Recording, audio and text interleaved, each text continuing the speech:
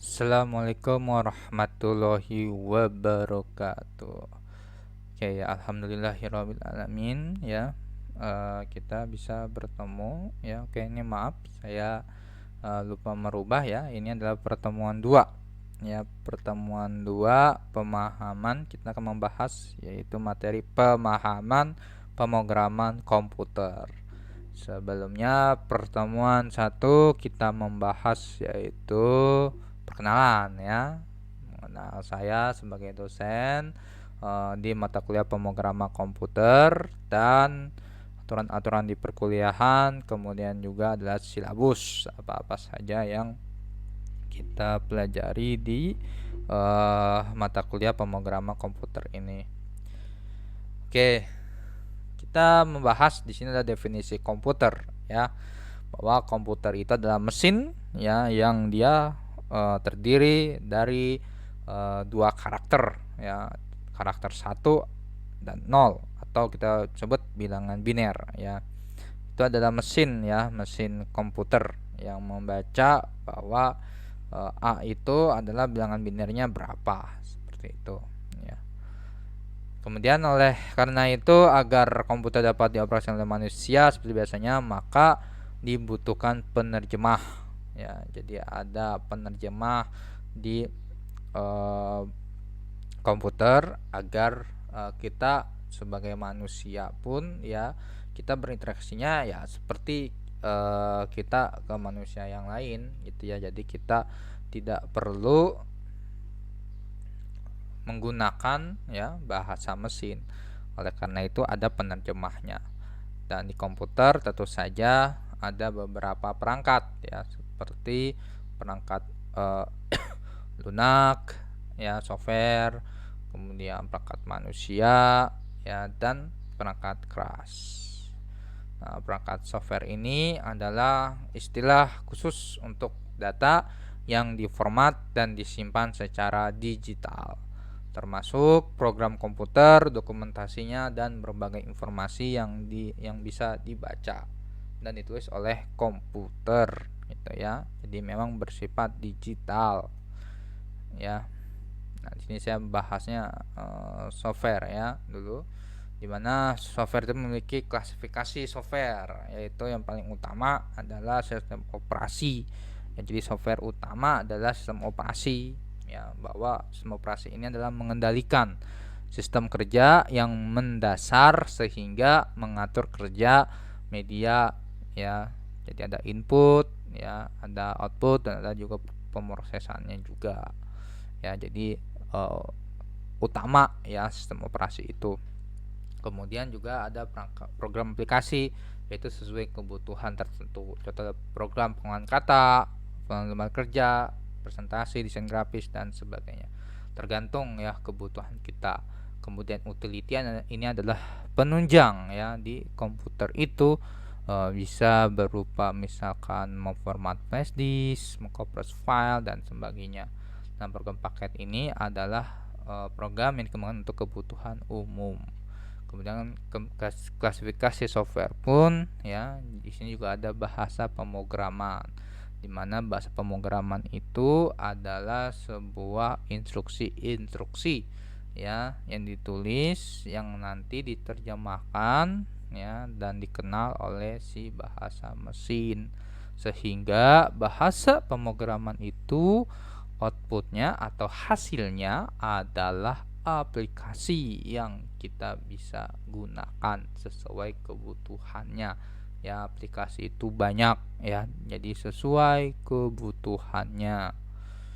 Nah, fungsi bahasa pemrograman adalah memerintahkan komputer untuk mengolah data sesuai dengan logika yang diinginkan dalam bentuk output berupa program atau aplikasi.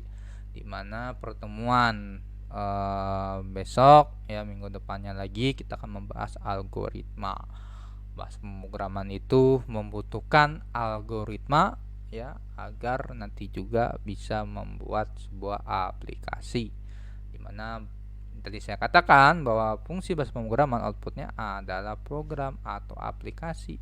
Contohnya tadi program kasir ya, di sini aplikasi lampu lalu lintas dan sebagainya. Nah, ini adalah klasifikasi bahasa pemrograman ya. Jadi bahasa pemrograman itu memang tergantung bagaimana fungsionalitasnya. Apakah itu untuk web ya, apakah itu untuk Android, apakah itu desktop dan sebagainya. Yang itu nanti bahasa pemrograman apa yang digunakan untuk bisa misalkan membangun aplikasi web, untuk membangun desktop atau membangun game ya. Nah, di sini ada C# ya, saya tidak terlalu bahas ya, C++, ada C, HTML, Java, JavaScript, PHP, Python, Ruby, Visual Basic. Silakan dibaca. Nah, definisi program dan pemrograman ya, ada perbedaan antara program dan pemrograman. Pemrograman adalah kumpulan instruksi-instruksi tersendiri yang biasanya disebut source code yang dibuat oleh programmer. Jadi programmer itu menuliskan atau mengetikkan instruksi-instruksi ya yang disebut adalah source code. Kemudian program adalah kumpulan instruksi atau perintah yang sedemikian rupa sehingga mempunyai urutan nalar yang tepat untuk menyelesaikan suatu persoalan ya. Jadi program itu artinya adalah sebuah sistem begitu ya, yang dia itu punya sebuah masalah ya. Nah, masalah itu harus diselesaikan, harus ada solusinya gitu ya, ada problem solving. Nah, unsur-unsur pemrograman tuh ada 3, yaitu yang pertama input, adanya proses, kemudian output. Inputnya dalam bahan mentah. Kita bisa di sini input adalah memasukkan data ke komputer. Ya, jadi perangkat input ya komputer ya. Kita menggunakan keyboard, kita menggunakan mouse, kita menggunakan scanner ya yang akan melakukan proses membaca ya data yang akan diolah dari device tersebut. Kemudian diproses ya. Di sini ya bagian proses dalam mengolah data yang diinputkan dengan menerapkan teknik algoritma yang ada. Proses ini menghasilkan data output yang akan dioutputkan kepada pengguna program. Kemudian output adalah piranti keluarannya, bisa menggunakan monitor, printer dan sebagainya. Nah, ini adalah penerjemah ya. Tadi katakan bahwa komputer itu harus ada penerjemahnya ya.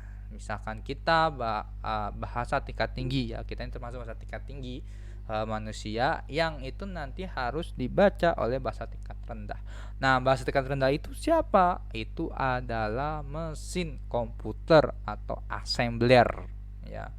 Nah, di sini penerjemah ada 2, ada compiler dan ada interpreter. Compiler adalah penerjemahnya, itu adalah secara keseluruhan si baris itu, tetapi interpreter adalah per baris, yang membacanya per baris. Jadi yang lebih cepat adalah interpreter. Jadi kalau bahasa pemrograman yang konsepnya interpreter itu lebih simple, lebih mudah ya. Karena apa? Karena tidak ada aturan ya yang agak rumit untuk membangun sebuah aplikasi ya, perintah pemrograman gitu. Jadi yang lebih simpel adalah interpreter. Oke, tapi di sini memang komputer bisa menggunakan compiler dan ada yang interpreter. Oke. Jadi formula pemrograman ya tadi sudah saya katakan, jadi bukan hanya bahasa pemrograman saja, tapi kita butuh algoritma.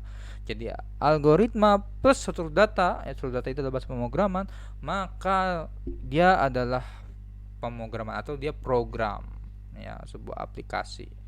Nah, tahapan pelaksanaan program oleh komputer adalah algoritma ya.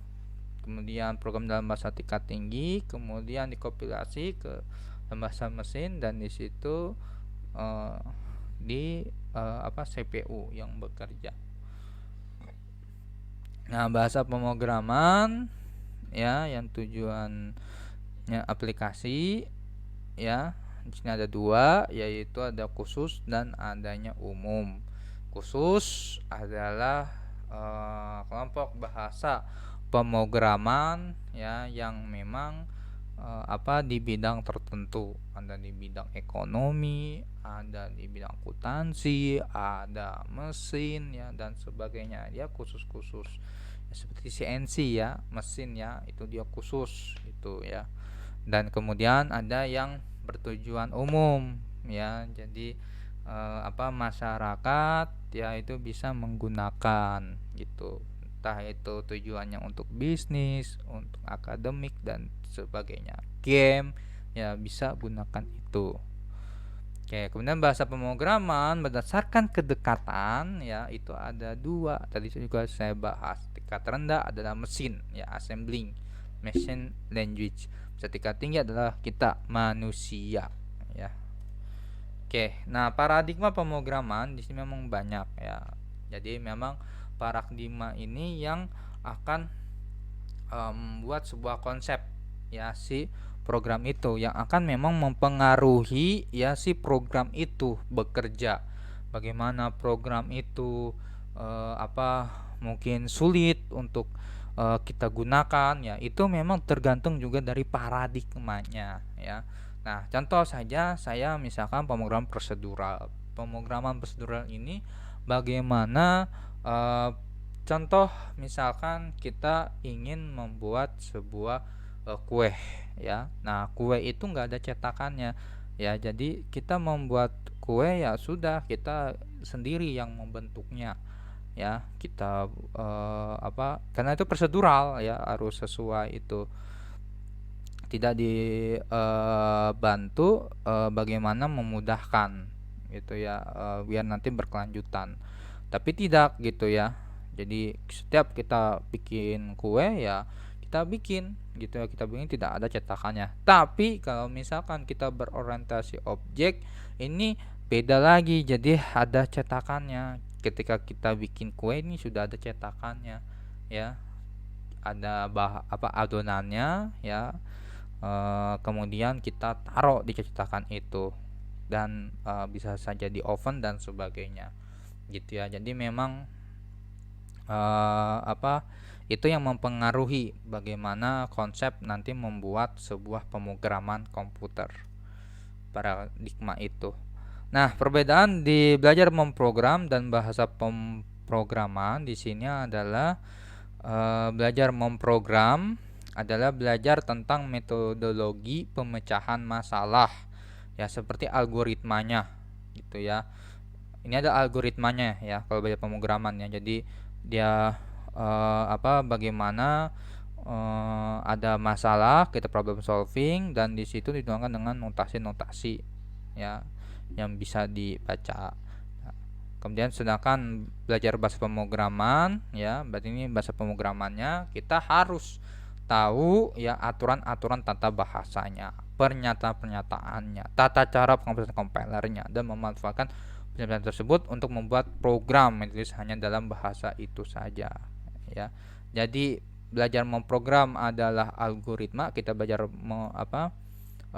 belajar algoritmanya, dan bahasa pemrograman adalah yang untuk programnya, bahasa program. Nah, tahapan penyusunan yang sistematis dan terpadu pengelolaan aplikasi ya, sebenarnya banyak sekali metode-metode yang digunakan ya untuk mengembangkan sebuah aplikasi ya, perancangan yang tentu saja itu adalah paling banyak ya dipelajari oleh orang-orang yang ilmu komputer, baik itu sistem informasi, teknik informatika ya, dimana dia membangun sebuah rancangan ya aplikasi.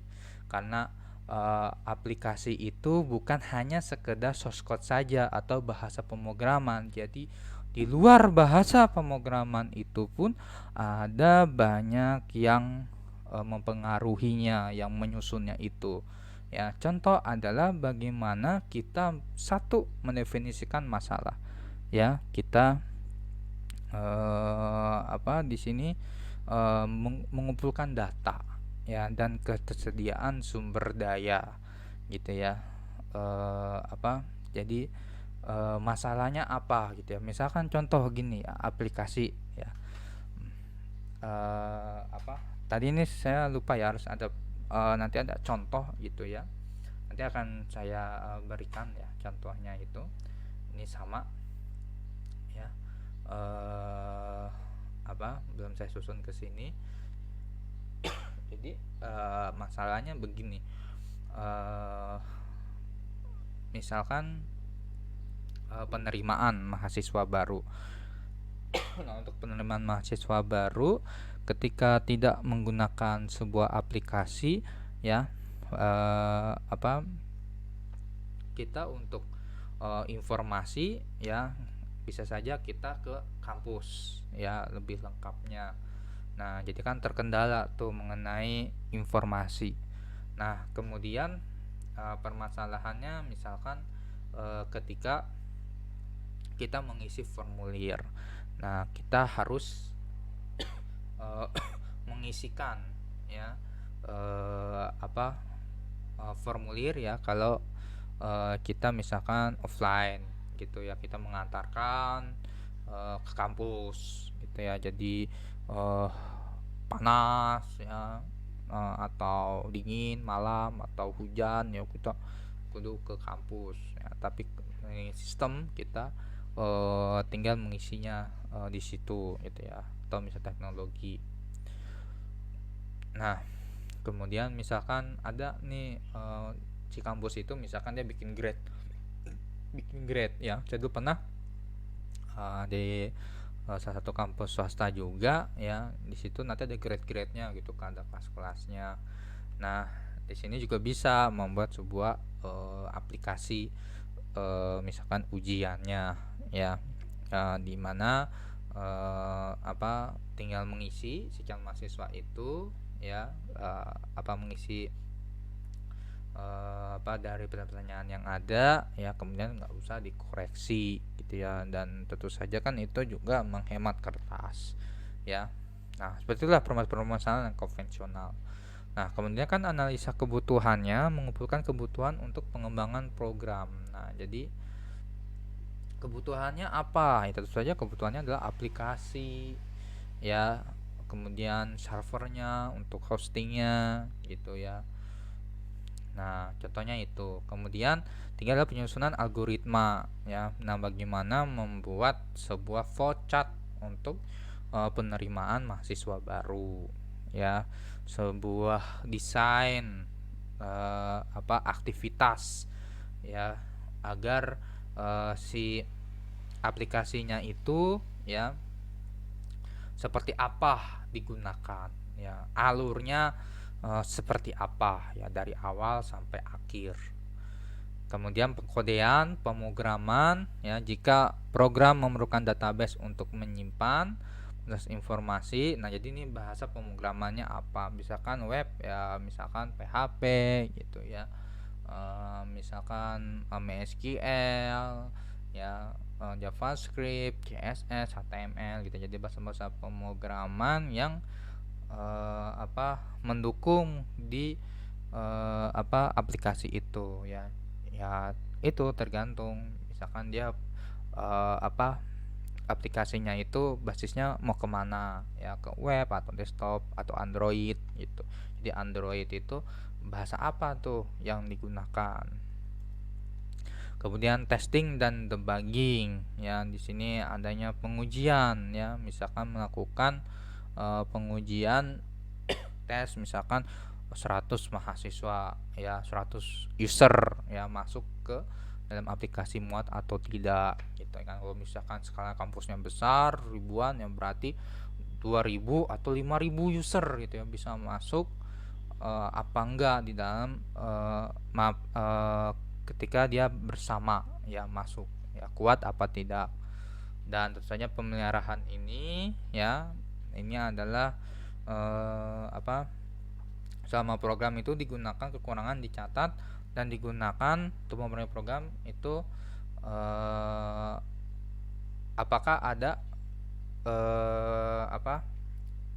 perbaikan kesalahan atau peningkatan performance. Atau ya tentu saja pemeliharaan itu pelaksanaannya kalau di web ya menggunakan hosting seperti itu. Oke, sekian dan terima kasih ya pertemuan satu ini, dimana nanti akan saya berikan tugas ya dan mahasiswa untuk nanti bisa mengerjakan tugasnya, dan tentu saja mahasiswa di sini bisa melihat ya video ya ini yang tentu saja berkaitan dengan materi yang saya sampaikan ini, yang tidak memang kita menggunakan Google Meet ya, nanti saja kita menggunakan Google Meet ya. Jadi ini adalah pengganti ketika tatap muka ya kita di kelas, karena kita memang sekarang masih online. Oke, terima kasih para mahasiswa dan mahasiswi sekalian. Mohon maaf ya kesalahan kekurangan saya akhiri. Wassalamualaikum warahmatullahi wabarakatuh.